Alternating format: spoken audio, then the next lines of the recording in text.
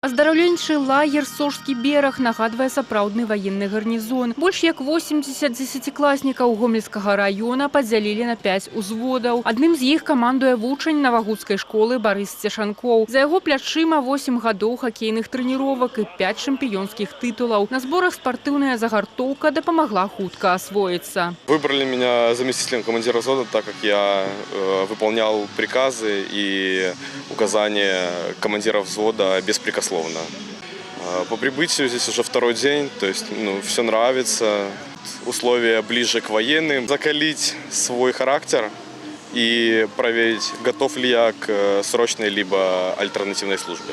Это пригодится ближе уже в армии, то есть ты уже будешь готов к подъемам, к зарядке, ко всему. Пакуль адны ўзводы чаканяць крок на пляцы, іншыя асвойваюць тактыку пад наглядам байцоў сіл спецыяльнага прызначэння. Замест тэорыі з падручнікаў практычная маскіроўка на мясцовасці і уладкаванне огневых позиций. Дети научатся копать окопы, значит, соответственно, помогать при различных медицинских, если что, ранениях. Также научатся строем ходить, стрелять.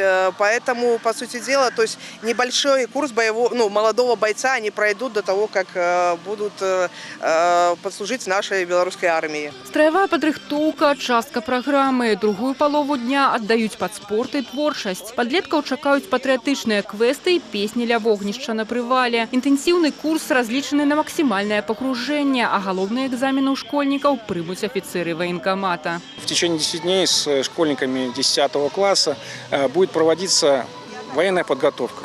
То есть в этот период времени они будут обучаться инженерной подготовке, медицинской подготовке, с ними будут проводиться военно-патриотические занятия. По окончанию этих всех мероприятий будет проводиться зорница, в ходе которой все знания, опыт, который они получили в течение этих 10 дней, будут применять уже практически, будут устроены соревнования, будут призы, лучшие получат лучшие награды.